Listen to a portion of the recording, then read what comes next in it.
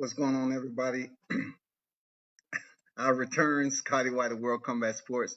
I'm waiting for Adrian Granados to join in. He just returned, so I look forward to this interview. Speak to a real one out of Chicago. What's going on, Derek Hyatt?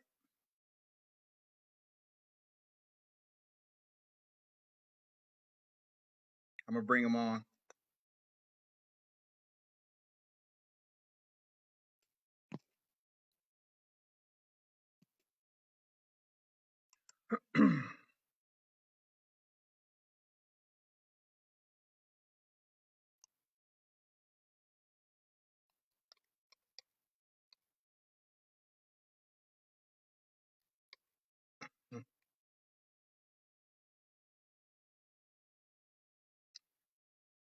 Y'all be sure to share the video.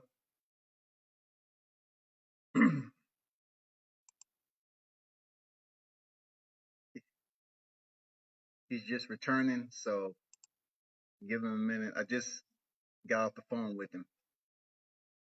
He'll be joining me shortly.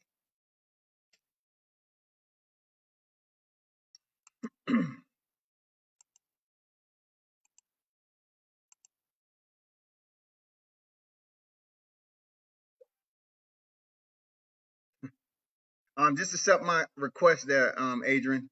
I sent it to you. I'm on Facebook. Just accept the request I sent. Like jump on Facebook.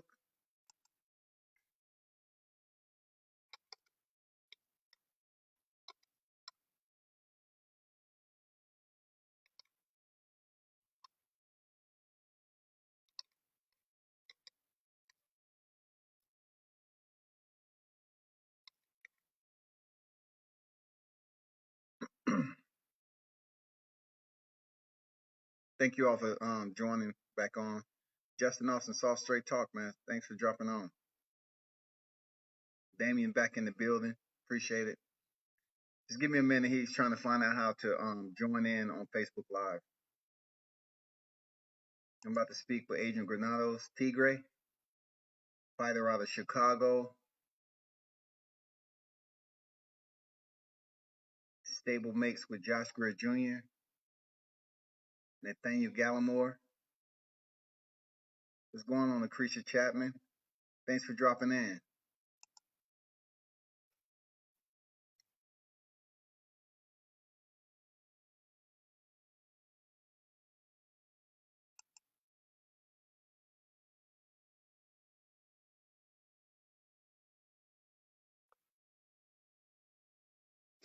The mechanics.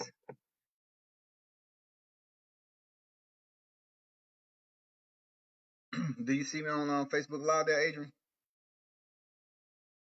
I sent you a request.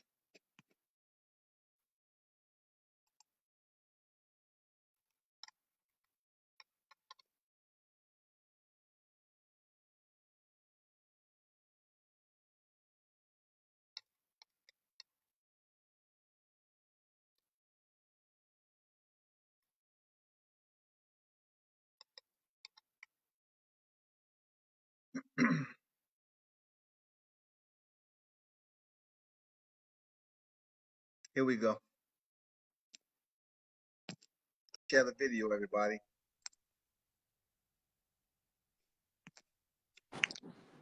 What's up, brother? What's good, brother? Hey, this is Scottie White of World Combat Sports. I have in the building a real one, professional fighter out of Chicago, Adrian Tigre Granados. Thanks for joining me, man. No problem, man. My pleasure having me. Hey, how was your last fight, man? I know you had another victory. How did that go for you? Oh, it was good. We got it was a good win. I needed to stay busy, so we got 2 quick wins out of the way. One by knockout in the 3rd round. I was able to drop them in the 2nd, and then I finished them in the 3rd. Oh, I don't know why you said you need to stay busy.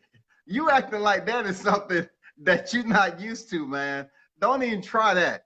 Hey, boxing fans, he's out of Chicago, Garfield Park Gym, stable mates with Josh Greer Jr., Nathaniel Gallimore, and the late Ed Bad Boy Brown. So you have to give it Yes, up. yeah. You have to give it up for these fighters fighting out of Chicago. Hey, how did you get started in the sport there, Adrian? It was in high school. I was 15 years old. I was getting into a couple of scraps at school, getting into a lot of fights, but I was winning them. And my boys, they were like, "Man, you should put that into good use." So they introduced me to a Christian brother. Actually, he was a history teacher, Brother Peter, and he was a soccer coach at St. Joseph High School. And I just ran into him in the hallway one day, and I was like, "Hey, you teach boxing?" He's like, "Yeah," and man, he put me through the toughest training of my life for about a month straight.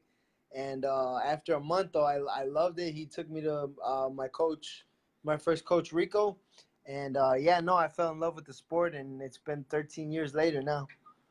13 years later, man, did you know you was a dog from the beginning, or you just picked it Yeah. up with training?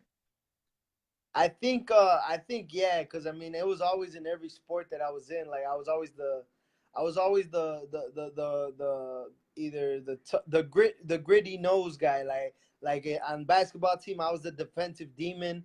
On the football team I was the running back or the linebacker. Like I played I played both sides of the ball, but I was always in the contact. I was always in the contact.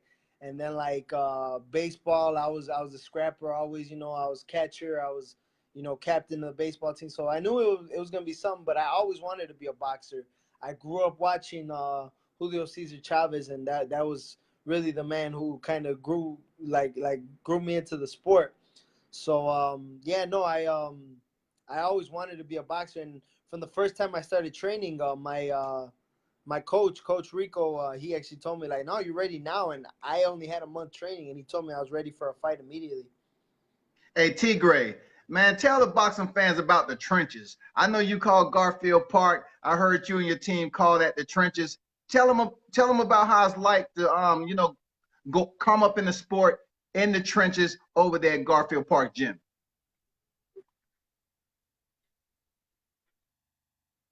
Yeah, no, I know that's Josh really who made that the trenches. Everybody's got their own like earlier. We used to call it the Lions Den. A lot of people they used to call it the Tiger's Cage. Because I was a that was my home. For a while, and then little Ed, he was the first one. Rest in peace. He was there. We used to call it, just what it was. Just we gotta get up in there. It's the way it is. I mean, we love it because it's a no tolerance. It's an open door system. We get a lot of kids come off the street, and think they got something, so we throw them in the ring immediately and see what they got. And usually, George, he likes to say, if you could talk, then put up or shut up. So he'll throw them right in. And a lot of times we kind of make men out of these boys that come out of the street and think they're doing something. Then they get in there and fight a real fight, and then they realize, no, like you ain't really doing nothing. So that's when I don't know. We love it there because it's like you get a good sense of discipline, and it kind of changes too. Because I mean, there's a lot of gangbangers in that neighborhood where like they come in and on that game banging stuff, like we kind of check them immediately. Like if you're on that stuff outside, you leave that at the door because this is straight business in here. And usually we've actually turned a lot of guys from the street into great men, like who actually straighten up and become great citizens. Yeah, I was going to ask you about that, T. Gray. Being that you're in an area where it's been highlighted in the media several times over, and then you have a stronghold like Garfield Park Gym. I was going to ask you about that. Do you have people come off the street and get training from your coaches and individuals like yourself?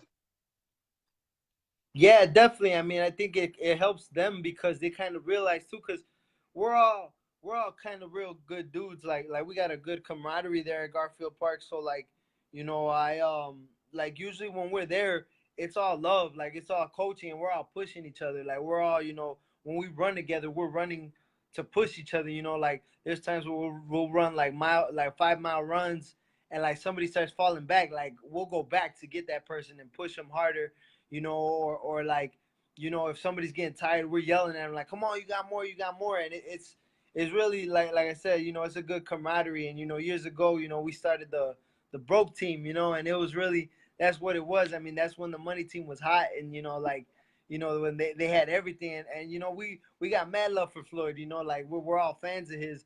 But like, you know, we come from Chicago and we come from a rough neck of the woods, you know, like my family, we come from Douglas Park, which is the neighboring park of Garfield Park.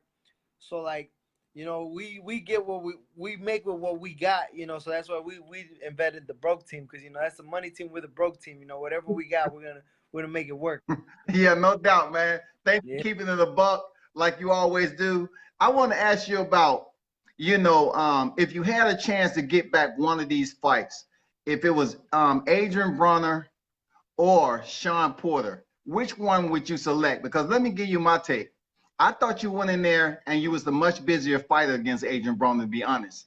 Every time I know that Adrian Granados, and I was at your fight actually, when you fought on the undercard in Texas, and I'm gonna get to Javier Fortuna, but I actually thought you did more Yeah. work, with Adrian Bronner. What did you think? What can you tell us about that particular fight? Why are you not getting these decisions when you're going in there and you putting in solid work? Yeah, no, the Adrian Broner fight, there was a lot of things that happened. You know, I mean, obviously the death of my good friend Ned Brown that happened during training camp. Okay. Um, that's not really an excuse though. I mean, I did have enough time. I really do believe it was the big stage. I wasn't nervous about it or nothing. I was actually too excited. I had trouble sleeping leading up to the fight. You know, just because I knew I was gonna get it done. I knew I was gonna win the fight. And when the fight happened, I didn't feel 100%. I wasn't well rested, but it was already too late. So I came out, I outboxed him, and then when we started getting to the clinching, where he just started holding towards the end of the fight, that kind of I was clinching with him just to try to wear him down, but with all the holding and clinching between us both, kind of wore me down a little bit. I usually throw more punches towards the end, but either way, I watched that fight, and yeah, I thought I won 7-3, 6-2, you know, or 6-4, 6-4, no doubt about it. 7-3, I thought I won the fight, hands down. I thought I won the fight, Man, you put on an amazing. and then Go ahead. Go ahead, champ. no, yeah, I was gonna, yeah, I knew it was a good performance, but I don't think it was my best. But yeah, I was gonna move on to the Sean Porter fight. In that fight, in all actuality, I just I fought the wrong game plan. I decided to try to box him at first, and he started catching me, and he surprisingly had better boxing skills than I expected. So then when I threw the book out the window and I started getting to the grind with him, I broke him down. And really, the difference in that fight was the referee. I won't go away from that with anybody. If you watch that fight, the referee repeatedly broke my momentum. He repeatedly kept pushing me, like it was always trying to separate us, but then he'd push me again. He would separate us, then push me again. Or like anytime he separated, he always had his hand on me. I was like, yo, like, come on. And the worst part was when Sean, I guess, hurt his hand or whatever, and he went to the side. I wanted to come in to close in on him, and then the referee stops it, and it was like he just asked him if he's okay, like, are you okay? And then when he says he's okay, you know, then he's like, okay, yeah, and he lets him fight. I'm like, yo, what the hell is that? Like, I'm sure if I was hurt, you know, he wouldn't have stopped the fight. He would have let him beat me up, you know. So Yeah. I thought it was really unfair treatment in that fight. Man, you ain't never lied there, Adrian, because that was such an entertaining fight, man. I was saying to myself, why in the hell is he placing so much focus on Granados? Like, it's almost. That's all. Do you think that was because Sean Porter is a much more, I don't know, the popular fighter, and they're trying to raise him up? And tell me about Sean Porter's power. What did you think about his power, man? Being he's coming off a fight with Danny Garcia, and he decided to box him. Yeah, no, he's got some pop, but I wasn't. I once I realized that he couldn't hurt me, I just started walking through it. It was bad though because I took a lot of shots that I shouldn't have. I one looking back at that fight, I didn't like my fundamentals at all. That's actually why, you know, I'm down here in Mexico now training. I'm actually training with the Chavez family, so it's a dream come true. Yeah, I'm here in the Culiacan, Sinaloa area, so I'm training with the brother of Julio Cesar Chavez, but I see Julio regularly. He comes in town. I know his sons now, Omar and Julio. I've met them. But it's great. But mainly what I'm doing down here is just getting back to the basics. You know, focusing in on my fundamentals. a lot more head movement, a lot more just basics. Because I in that Sean Porter fight, I watched it. I've only watched it like 2 times because I get frustrated with myself. But yeah, that's what I've taken away from it. I was really upset with the way I fought that fight. My hands were down a lot. I kept coming out with the hands down. I caught him with some good shots, but I wouldn't follow up on it. So I mean, it wasn't a bad fight. I knew I had him at the end. Like walking away from that fight, I knew he was gone, and I want that rematch. I want that rematch again because I think coming into the next fight, I'll jump on him from the get go and then to see how it goes. I think he didn't he didn't know what to do when I fought.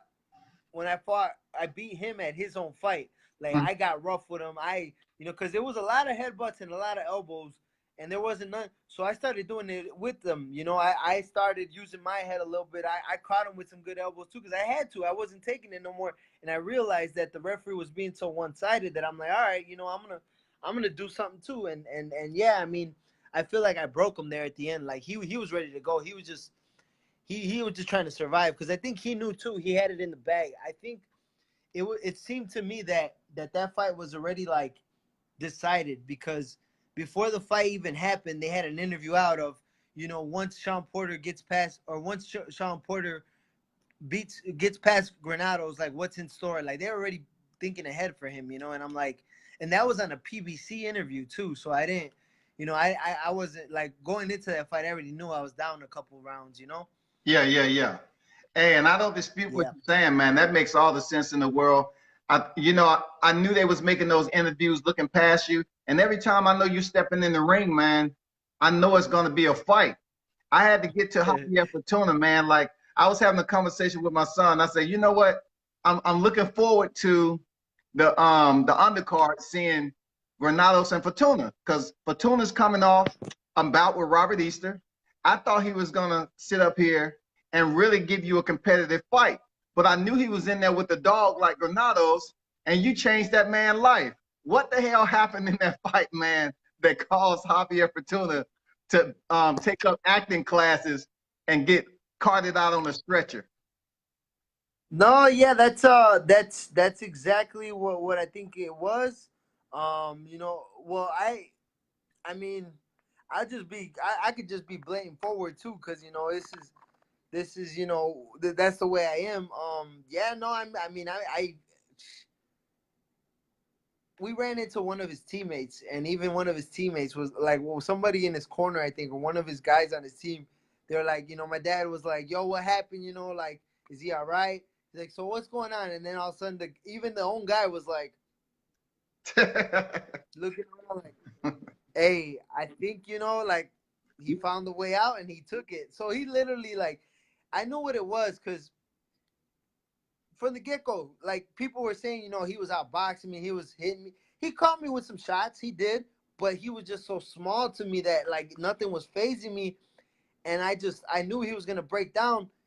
Every round after the round, he was looking at me in the face, but it was that look of despair, like is he getting it? And he could see that me, like I was just chipper, like after every round, I'm like, all right, and I was running back to my corner because I wanted to get back out. Another round, all right, let's go. Like I was just chipper and like still so full of energy that he just looked at me like, damn, this guy ain't getting tired. Like, oh, like you could just see it in his face, and it was just getting worse because then I started warming up, started really putting on some combinations on him, started doubling up on my punches, and like I knew he started feeling the real power because at 140, that's where the real power is at. I know I'm strong there, and he was moving up, so I knew he knew like, oh, this guy, like this is just gonna get worse because it was.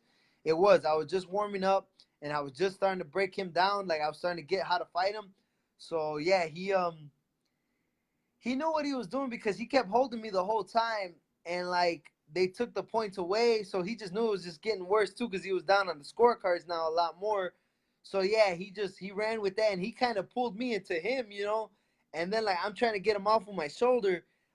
Like, was it a nudge? Yes, it wasn't a push, it was a nudge. Like I was trying to just get him off me, but he just ran with it like, oh, and I mean, your natural instincts when you're falling out of a rope is to grab onto something, not to throw your arms back. Like, come on, man. So he knew what he did, and I mean, I can't really hate on him because it was smart. You know, it was 10 seconds before the fourth round completed, so he knew it was gonna go to a no decision. And I Yeah. mean, I can't hate on him, but yeah, I was very frustrated with that one because I wanted to get that win. Well, you can't hate on him, but I was there, and he knew damn Yeah, well yeah, what he was doing, man. I was in the building, and when he fell out that ring, I'm like, it didn't seem real, man. I say, man, Javier's quitting. Javier's quitting. He yeah. couldn't get the edge It and was. giving up. I think it has something to do with his team, his mental thought process. But I was in the building. It just seemed like he quit because he couldn't get the edge on you. Yeah, no, that's really what it was. I mean, he after they took those 2 points away too, he threw his best shot, and that one did buzz me. That one where I backed up, and I was like, all right, but then I regrouped and I started getting at him again, and that's when I think he knew he couldn't. And I mean, he didn't even hit his head on anything when he fell out of the ring. Like they said, like he had a nod, like he didn't hit his head on nothing. He actually beat me back to the hotel room. Like But when I stayed there for the fights. And when I got back to the hotel room, they're like, "Oh yeah, we just seen him. He was walking around like nothing." I'm like, "Yeah, I'm sure." They're like, "Yeah, he was eating food and whatever." I'm like, "Man, I'm like that man deserves an Oscar." yeah, so let me ask you this, Tigre. Are you campaigning at 140 or are you going to go to 147? Because it would be a good fight for Pacquiao. You know, Pacquiao has the WBA regular. You know what I'm saying? I think that'll be a real good scrap between you and him, man. I would take it. We were working on the Pacquiao fight early last year, but I don't know. It was kind of an issue with the promoters. You know, I'm with TGB. He's with Top Rank, so I'm hoping they could come to an agreement because I would love that fight as well. There's other, but I do want to fight at 140. Like I plan on being a champion at 140. I would like Jose Ramirez. I feel like that's my belt. You know, he beat Amir Imam for that title. However, I stopped Amir Imam. And once again, I'm still frustrated that Amir Imam gets a title shot before me. Um, as well, Maurice Hooker versus Salcedo. I would like that winner, and I would like anybody in that tournament. You know, I wanted to get in that tournament as well. So, 140 is really my weight. I'll be back at 147. But yeah, I would love a fight with Pacquiao or with Danny Garcia as well. Yeah, I was going to ask you that, Tigre. Why in the hell you're not in the WBSS, man? Why they didn't let you in? Do you have to like be I, selected or what? they're being selective because we tried. We campaigned very hard. Like we wanted in. I even, I tried to get a hold of who's that? The former guy who used to work with Golden Boy, Richard Schaefer. Okay, yeah, yeah. Yeah, yeah. I tried to get a hold of him. I sent him, messages. We spoke with everybody trying to get into that, but it never happened. So, you know, I mean, I'd love to fight any of those guys in that tournament. I just, at 140, I feel like I can become I believe I could become an undisputed champion at 140. Hey, that'll be a definite, entertaining bout to see, man. I'm not sure who you're going to be in there with. Like you said, you mentioned Hooker, and they kind of favoring either Taylor or Prograis to come out of that tournament, for the I finals or would, whatever. yeah, I would like either of those two as well. I think those two are probably one of my more favorite fighters in that weight class. Yeah. Hey, I'm gonna let you get up out of here. I have a couple more questions for you. The Triple G and Canelo fight there, T Gray. Who you think took it, man? Man, that was a hell of a fight. I gotta watch it again because I want to say that Triple G got it with the way he closed and the way, but there was a good stretch in there that Canelo had it too. So that's why, like, at first, I was watching it out here with my family, and they were all mad because everybody felt Triple G got robbed. But I'm like, nah, I don't know, because there was a good stretch there where Canelo was boxing him, and he had him. I mean, I gotta watch it again. So I don't know who do you think won? I thought Canelo won, man. I thought he did. Okay, I thought he did enough early rounds, and he had the higher work rate, and I think he did enough. I know Triple G came in definitively on the 10th and 11th round. yes, he did. He closed the show strong. That's why a lot of people felt that. But Yeah, no, there was a good stretch there where Canelo was, and I agree with you. He was mixing it up more. He was up to the body and head, and it seemed like Triple G was just throwing straight headshots. Absolutely. And, you know, it looked like a point that he was going to stop. Possibly, you know, he was starting to break down Canelo, who was tiring out, you know? Right. Exactly. Hey there, champ. Hey, appreciate it for stopping through with World Combat Sports. Be sure to pass the word for some future interviews. I know you have professional fighters that you deal with on a regular basis. I'm absolutely it was pleasure speaking with you. If you want to tell your fans where they can follow you on social media, you can do that. Where can the fans follow you? Most definitely. You guys can find me here on Facebook. I also hit a like on the Adrian El Tigre Granados fan page. And then on Instagram, I'm El Tigre AG, as well as on Twitter, El Tigre AG. Hey, salute to Garfield Park Gym. Your stable makes Adrian Tigre Granados. Josh Greer Jr. has a fight coming up. Salute to him, Nathaniel Gallimore, and your coaches over there. Be safe. We look forward to your next fight there, champ. Thank you very much. Thank you so much, Scotty. You have a good one. All right, World Combat Sports. Thank you. All right, brother. Peace. Take it easy.